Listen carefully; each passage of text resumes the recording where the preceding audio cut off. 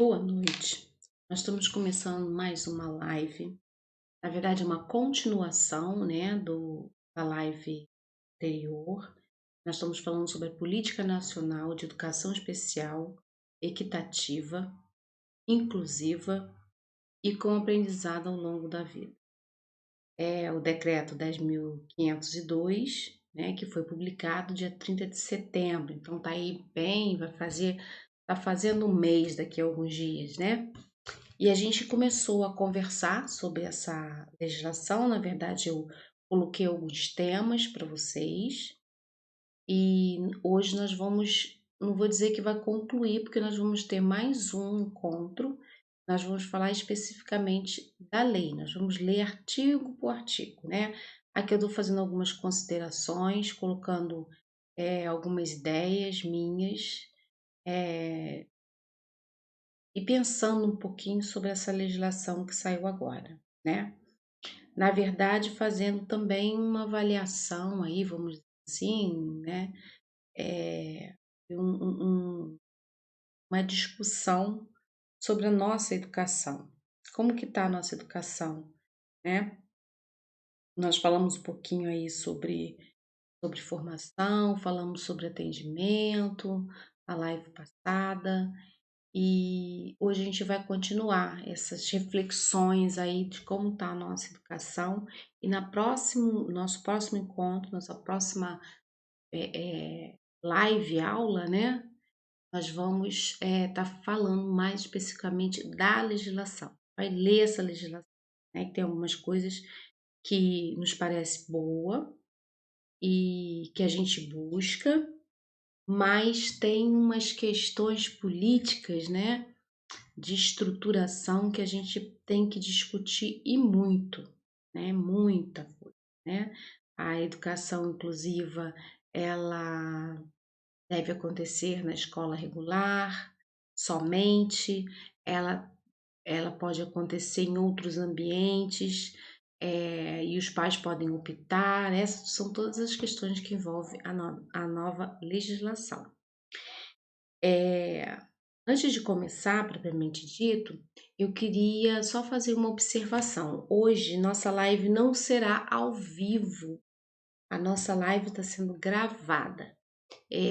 Por questões familiares, não vai dar para eu estar na quinta-feira ao vivo. Então, eu estou gravando essa live, deixar essa live pronta para a gente não pular, né, a data, a gente cumprir com a data. O formato será diferente, mas a gente vai cumprir com, com a ideia, né, o nosso programa aí de atividades, tá bom? Então, essa live aqui não é ao vivo. No dia da live a gente vai fazer alguma interação com vocês, mas provavelmente não será eu que vou interagir com vocês, e posteriormente eu estarei então respondendo a, as perguntas de vocês, conversando um pouquinho com vocês, tá bom? Eu estou cuidando um pouquinho da mamãe, estou aqui na minha mãe, uma auxiliar da minha irmã, né? E acho que essas questões familiares é importante também a gente cuidar, não é isso? Então, a gente recorreu aí então à tecnologia. Então, nós estamos gravando e nós então nos encontraremos aí, não ao vivo, mas nos encontraremos e discutiremos, continuaremos discutindo a Política Nacional de Educação Especial. Então vamos lá, eu vou dar uma voltada nos slides só para a gente lembrar e depois então a gente prossegue, ok? Então a gente falou aqui sobre a educação especial, que ela perpassa por todos os níveis e modalidades da educação inclusiva, né? Então educação infantil, ensino fundamental, médio, superior e por todas as modalidades. Quem são essas modalidades? Jovens e adultos, educação indígena, quilombola, circenses, nômades. Então, a gente tem aí a educação especial perpassando por todas essas níveis e modalidades. A educação especial atende a todos? Não. Ela é específica, né? Ela é uma modalidade de educação que atende a pessoa com deficiente. Perdão, pessoa com deficiência, tá? Ah, Marta, mas você falou que passa também lá na modalidade de jovens e adultos, de indígenas, sim. Se lá na modalidade de educação indígena tiver um índio com deficiência, a educação especial estará lá. Lá no circense, lá então ela perpassa por todos os níveis e modalidades, tá bom? Então falamos sobre isso. Aqui a gente propôs uma análise aqui do atendimento educacional especializado.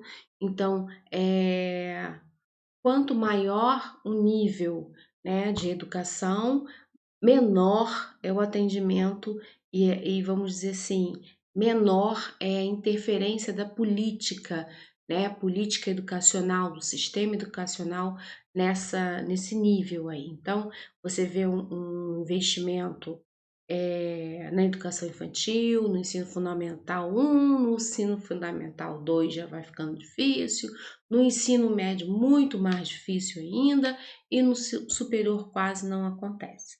Então, a gente tem uma estrutura aí toda de um sistema que ele tem uma política de educação especial na perspectiva da educação inclusiva, que é chamada de inclusão total, ou seja, a inclusão acontece nas escolas regulares, né? Apesar do sistema educacional ainda ter algumas escolas especiais e até mesmo poucas, mas ainda existe alguma coisa de sala especial, a política, né, a ideologia da inclusão no Brasil, ela, ela propõe a inclusão total, que seja então é, que aconteça em contraturno dentro das escolas e dentro das salas regulares, ok? E a gente vai analisar até que ponto isso é bom, né? Até que ponto isso tem valido a pena, como tem sido esse resultado, essa visão de educação total. Mas também vamos falar também sobre a proposta da nova legislação também. Então, eu não estou aqui defendendo nenhum lado nem o outro, eu acho que a gente tem que abrir discussão, né? A gente tem discutido muito pouco, principalmente os professores, então a gente tem que se envolver mais nessas questões de debate, ouvir mais. Eu tenho assistido muitas lives, buscado muito, ouvir bastante, né? E, e tem aí um grupo que acha que é bom, um outro acha que é ruim, então eu acho que a gente tem que discutir, a gente tem que ouvir e a gente não pode ficar presa, né? Só uma coisa, isso vai dar certo, isso não vai dar certo. A gente tem que se abrir para o diálogo aí para a gente ver. Mas os professores, principalmente os professores da sala de recursos, eles têm que estar empenhados junto com essas discussões, gente. A gente não pode se apartar dessas discussões e esperar ver o que acontece e depois ficar reclamando, né? Depois que o leite é derramado. Então a gente tem que discutir, a gente tem que ouvir, a gente tem que buscar informações, divulgar as informações e questionar tudo, né? Isso é fundamental. Então, nós falamos também dessa visão do atendimento educacional especializado. Nós falamos um pouco do currículo, né? Do currículo regular e do currículo individualizado, que a gente busca muito esse currículo individualizado. Nós temos muito problema em adaptação dentro das escolas, nós temos muitos questionamentos. Ah, você está facilitando o currículo, você está facilitando a prova, você está fazendo a prova pelo aluno. Então, a gente tem toda uma estrutura de educação regular, nós temos um serviço de educação especial através da sala multifuncional, sala de recursos, né? mas a gente nem sempre a gente consegue alcançar os nossos objetivos junto aos nossos alunos, porque não depende só da gente, né? Você depende de um organismo e nem sempre esse organismo ele está operacionalizado, vamos dizer assim, ou operacionaliza de forma a contribuir para a aprendizagem plena dessa criança que nós estamos atendendo, seja ela síndrome de Down, autismo, deficiência intelectual, deficiência sensorial. Então, a gente precisa discutir sobre essas questões. Não é só falar, eu acho que é certo, eu acho que é errado, e ficar por isso mesmo. A gente tem que se autoavaliar, e nós falamos sobre isso na outra live, na primeira live, e nós falamos também sobre a importância da gente fazer as adaptações e conhecer o que é esse currículo individualizado, como deve ser esse PEI, o que eu tenho que ter nesse PEI, né? Como que isso vai se organizar, tá bom? Então, foi falado sobre isso. Esse aqui foi um documento que eu propus, é um documento não muito. Eu achei esse panfletinho, eu achei muito interessante, né? Que ele coloca 3 níveis aí. Eu acho que isso aqui é importante a gente pensar a questão do PEI sobre ele, né? Não a fundamentação para o PEI, mas a gente tem que ter esse conhecimento aqui de legislação, né? Que aí é que ele coloca que a LDB, né, que define e regulariza a organização do sistema educacional brasileiro com base nos princípios constitucionais. Então, a gente tem que saber que o sistema educacional ele não acontece no vácuo, né? Ele tem todo uma legislação, uma estrutura legal para ele estar acontecendo. Então, isso é importante a gente manter nosso conhecimento ligado nisso, né? Vereador não faz nada, o vereador fez a lei, o vereador fez isso, o meu prefeito está fazendo isso, meu prefeito é bonzinho, né? Principalmente nos municípios menores, a gente tem essa ideia que o executivo e legislativo do município, eles fazem essas leis. Não, eles não fazem, eles cumprem leis maiores, né? Eles podem fazer as leis municipais, regularizar, regulamentar as leis maiores nos seus municípios, mas nós temos aí uma organização aí hierárquica das leis. Então, é a Constituição Federal, é a LDB, e aí depois vem as outras leis. Então, é importante a gente ter entendimento disso.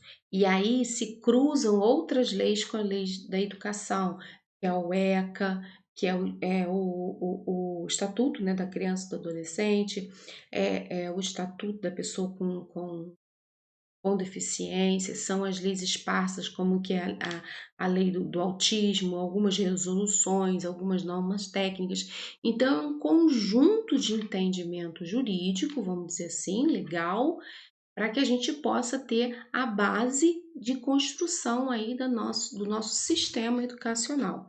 E aí a gente tem como um organismo de orientação aí a Base Nacional Comum Curricular, né, que é o conjunto de orientações, é uma política de Estado, é importante a gente ter isso em mente, o que é política de Estado e política de governo, né? A política de Estado é uma política que ela pode passar os governos e ela está instalada, né? É, a de governo, ela que muda, às vezes a Secretaria de Educação, ela muda de direção, um Ministério da Educação, tem outro ministro, outro secretário, e isso pode mudar, né? Então, a visão sobre a legislação, sobre o funcionamento das coisas, elas podem ser alteradas dependendo da visão governamental, né? Mas quando a gente fala que é uma política de Estado, né, que é ela é uma política que ela vai perpassar por todos os governos, seja ele de que partido for, tá? Então, o BNCC é uma política de Estado, tá? Para nacional que estabelece os objetivos a serem alcançados pelos alunos. Então, a BNCC tem isso, ela tem toda uma programação, né, de conteúdos, de habilidades que devem ser desenvolvidos no aluno e os objetivos que têm que ser alcançados. Eu gosto muito da BNCC, podem ter algumas críticas, pode, tudo se tem crítica, isso é importante ter mesmo, mas eu falo que para a visão da BNCC, ela nos ajuda muito na educação especial, né? Esse ensino por habilidade. Isso é muito importante a gente pensar sobre isso, tá? E estudar aí BNCC, estudar a legislação também. E aí depois vem o currículo de ensino. Aí nessa hora aqui de currículo de ensino, quando a gente fala sobre educação especial, a gente tem que incluir na política da educação o currículo funcional, tá? A gente tem que incluir o currículo individualizado dos nossos alunos. Esse currículo individualizado, ele deveria ser para todos, mas só que assim, pelo tamanho do sistema, a gente sabe que isso não é possível acontecer. A gente hoje se fala na diversidade neural, né? É, que a gente tem uma diversidade de estruturas, né? De compreensão, de forma de entendimento, forma de aprendizado, que isso deveria ser levado em consideração. Nós já temos alguns trabalhos, vamos colocar como didáticas ou como pedagogias, né? A gente tem a pedagogia de Waldorf, a gente tem a Escola da Ponte, a gente tem outros mecanismos alternativos de educação que já trabalham com essa ideia de neurodiversidade, né? Então, é importante que a gente tenha essa visão. E a educação especial, ela acaba nos ensinando uma coisa muito interessante, porque a gente tem um olhar sobre a educação especial que é um olhar, ele é diferente porque ele é atípico, né? Ele é diferente porque tem uma deficiência. E, na verdade, esse processo de olhar o outro dentro da deficiência, ele nos dá uma lição enorme como profissionais, que é a ideia que nenhuma pessoa é igual a outra, nenhum aluno vai ser igual ao outro. Esse é o maior desafio, né, dos novos profissionais da educação. E outros meios de ensino, como a gente está tendo aqui o processo todo aí de EAD, de aulas remotas, aulas híbridas e por aí vai. Então, é importante que a gente não se feche como ostras, a gente não crie um ambiente de acomodação. A gente tem que encarar essas mudanças como crescimento. Tem muita gente falando, é retrocesso. É... A gente ainda não sabe se é retrocesso, ela não começou ainda, a gente não sabe como vai ser. Então a gente precisa discutir como vai ser essa lei, como vai ser posta, né, essa lei, como ela vai ser construída, né? Tem muita coisa para a gente discutir sobre essa lei. E a gente tem que entender que o retrocesso ele só vai acontecer se nós, como educadores, a gente permitir, né? Então a gente tem que pensar sobre isso. E aí, quando a gente fala em currículo de ensino, a gente tem que pensar nessas questões aí da neurodiversidade, dos novos meios de ensino, né? E as novas possibilidades, e fazer uma avaliação muito profunda, gente, de como é. Eu vou falar sobre isso mais à frente, de como é o nosso trabalho. Quais são as dificuldades que você tem? Será que essa legislação ela está propondo alguma coisa que vai melhorar a sua prática? Eu vi alguns pontos positivos, vi outros negativos, mas eu vi alguns pontos positivos. A gente já vai falar mais aqui, mas eu vou falar primeiro nas experiências para depois a gente discutir a legislação.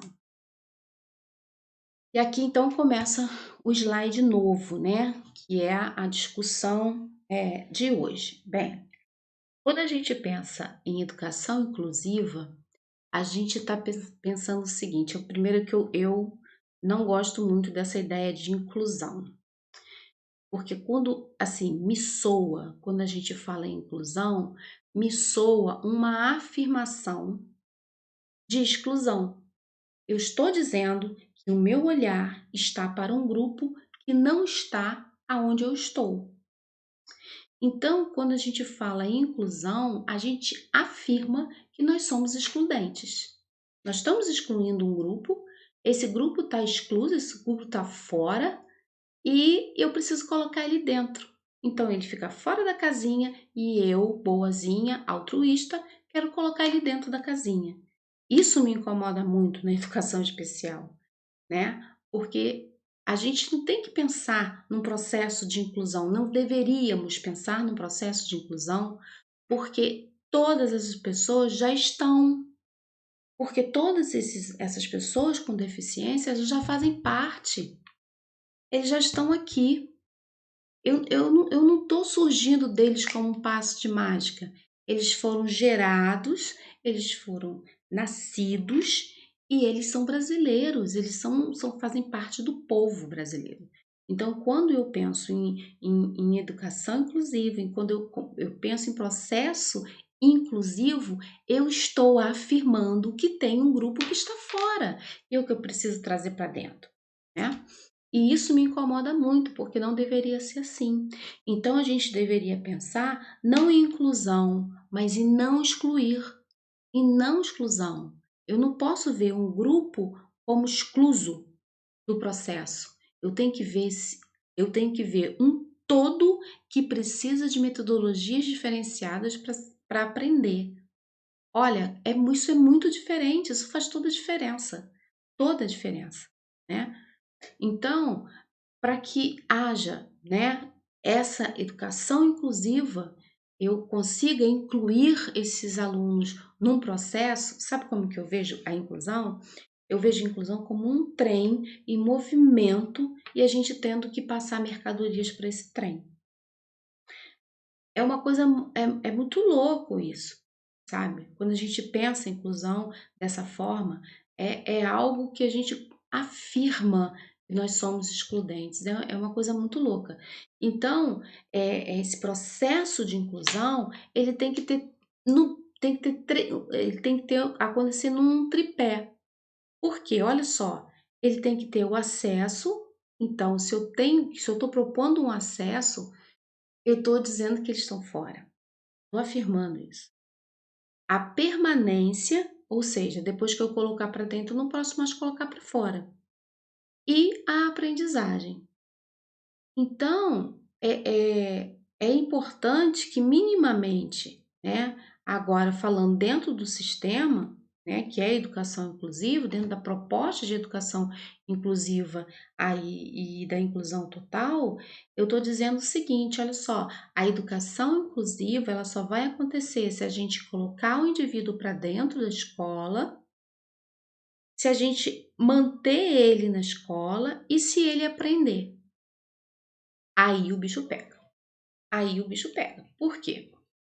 Porque eu, como professor de educação especial, apesar das minhas qualificações, apesar da minha preocupação com materiais, apesar da minha preocupação com a didática, com a formação, com o planejamento, com o PEI e tudo mais, eu tenho problemas gravíssimos de acompanhar esse aluno, né, na sua aprendizagem. Então, quando eu penso que o aluno tem acesso à matrícula, ele tem direito à matrícula, direito público subjetivo. ele tem direito à permanência. Todos os alunos com deficiência permanecem na escola? Não, gente, não permanece. Há casos de crianças que vão para a escola e ficam 1 hora, ficam 40 minutos, ficam 2 horas. Isso não é uma realidade minha, é uma realidade em vários lugares. Eu estou falando isso com muita segurança pelos depoimentos que eu tenho de professores, muitos, por depoimentos das mães. Ah, eu levo meu filho para a escola, fico 1 hora, fico 2 horas e tenho que voltar para casa. Já aconteceu comigo. Já atendi crianças que ficavam na escola 1 hora, só iam para o meu atendimento. Por quê? Porque eles não tinham condições de ir para a sala, de regular. E aí o sistema vem e quer imputar isso como imutável. Então, quer fazer que isso não mude. Então, assim, eu vejo alguns aspectos na educação inclusiva com muito ranço de hipocrisia, sabe, gente? Eu tô me desabafando aqui. Por quê? Não que a criança tem que ir para a escola para participar, é a vida social dela, tem que ir para a sala regular. Há casos que nós podemos acompanhar essas crianças na sala de recursos e a gente é capaz de conduzir uma vida dentro da sala regular e essa criança aprender. Então, é importante que a gente analise se essa educação inclusiva ela está conseguindo alcançar esses três passos necessários aqui para que haja inclusão, o acesso, a permanência e a aprendizagem. Como está o seu aluno? Você sabe lidar com o seu aluno? Você sabe avaliar o seu aluno? A sua formação lhe dá suporte de avaliar esse aluno, de saber o que ele está precisando? As suas intervenções estão gerando aprendizado? Essa criança realmente está sendo socializada quando ele vai para a escola 1 hora e fica lá? E a criança que não tem condições de ir para a escola? E a paralisia cerebral? E a criança com uma deficiência mais grave?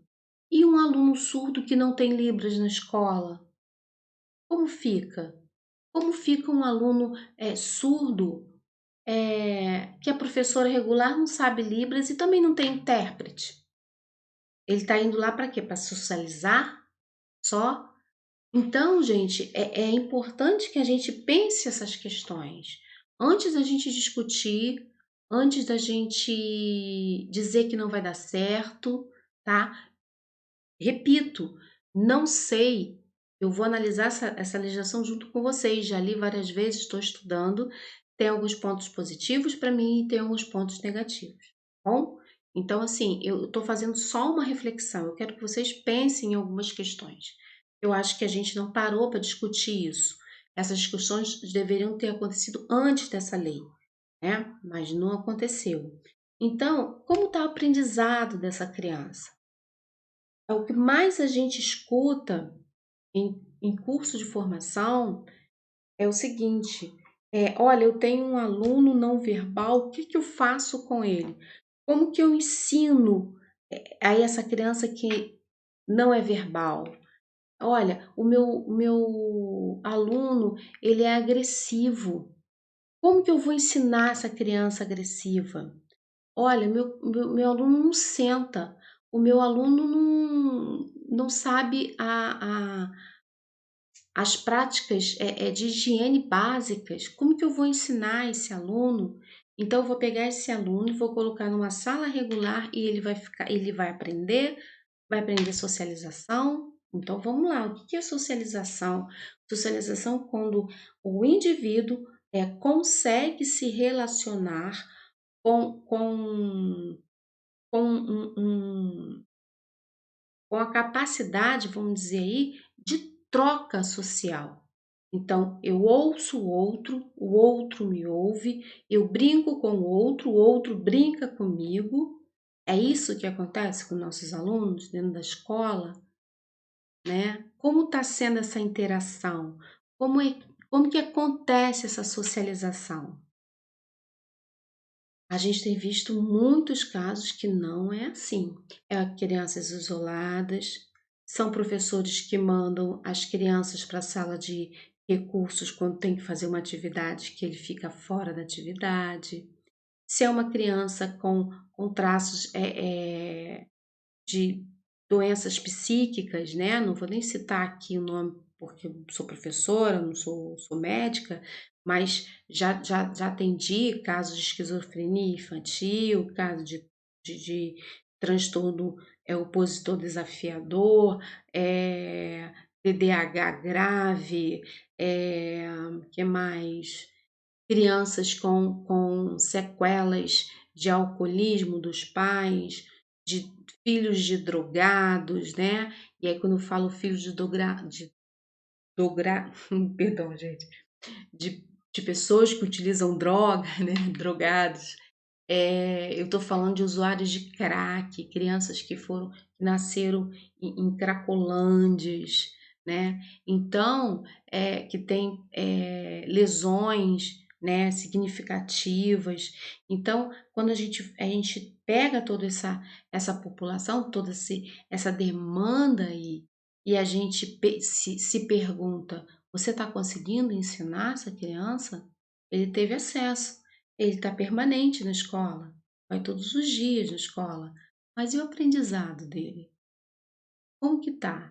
Aí a gente passa a educação infantil, passa a educação fundamental 1, passa a educação fundamental 2, ensino fundamental 2, passa então para o ensino médio, passa para um jovens e adultos, porque ele não conseguiu concluir na idade, você tem que fazer né, uma liberação aí para o ensino de jovens e adultos. E aí, gente, a gente está conseguindo realmente atingir esse objetivo da educação inclusiva?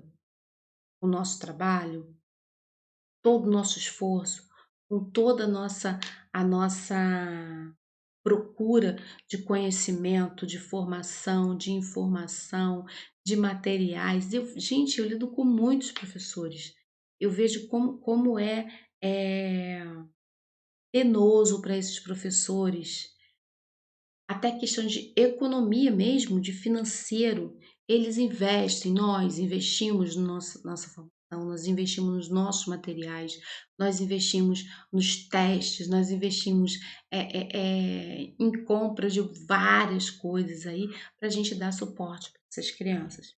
Mas será que a gente tem conseguido isso? Então a gente precisa parar um pouquinho e a gente precisa rever, porque às vezes a gente está fazendo um esforço muito grande e às vezes não, na maioria das vezes, os relatos que me chegam são de professores frustrados que não conseguiram, apesar de todo o seu esforço, atingir o objetivo de ensino do aluno que está sendo atendido por eles. Então, isso é importante a gente parar para analisar.